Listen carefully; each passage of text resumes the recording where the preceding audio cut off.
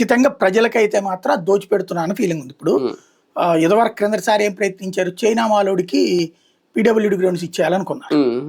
జగన్ వచ్చాక అది ఆపేసి అంబేద్కర్ విగ్రహం పెట్టాడు. ఇప్పుడు కనుక అది ఖాళీగా ఉంటే ఇచ్చేవాళ్ళు ఈ పాటికి. అది కూడా ఇంకా నాకు డౌట్, ఇందిరాగాంధీ స్టేడియం ఒకటే మిగిలి ఉన్నట్టుంది.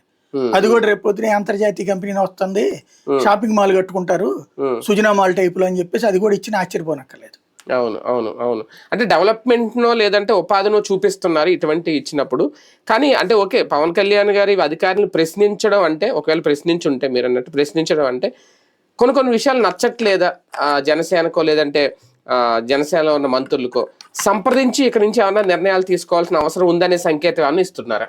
మేబీ మీడియాలో వస్తున్న చర్చ ఇది చూశాక మరీ మనం నెత్తినేసుకోవాల్సిన అవసరం లేదు. అడగకపోతే కనుక రేపు పొద్దున ఇప్పుడు ఇది అడిగింది, రేపు ఫ్యూచర్లో ఎలక్షన్స్ అప్పుడు చెప్పచ్చు కదా, మేము మా వదిలిపెట్టం ఇట్లాంటివి అడుగుతుంటాము, నేను మీకు భరోసా ఇస్తున్నానని చెప్పడానికి అయి ఉండొచ్చు. అది లేదా ఇంతవరకు ఫస్ట్లో చూసి చూడనట్టు వదిలేసేసి ఇప్పుడు బిగిన్ చేసి ఉండొచ్చు పబ్లిక్ వెర్షన్ కనుక్కోవడం అనేది. ఆ తర్వాత ఎక్కువగా ఉంటే వదిలేసేయండి ఆపండి అని చెప్పేటట్టు అడిగినా ఆశ్చర్యపోనక్కర్లేదు. అప్పుడు ఫ్యూచర్లో అది జరిగితే గ్రేటే, నిజమైన రాజకీయ పక్ష బాధ్యతాయుతమైన పాత్ర పోషించినట్టు అవుతుంది. కానీ పవన్ కళ్యాణ్ గారు అధికారులను ప్రశ్నించారనో అడిగారనో ప్రభుత్వాన్ని వెనక్కి తగ్గే అవకాశం ఏమైనా ఉంటుంది ఇలాంటి విషయాల్లో? వాళ్ళు అసలు ఇప్పుడు ఎట్లుందంటే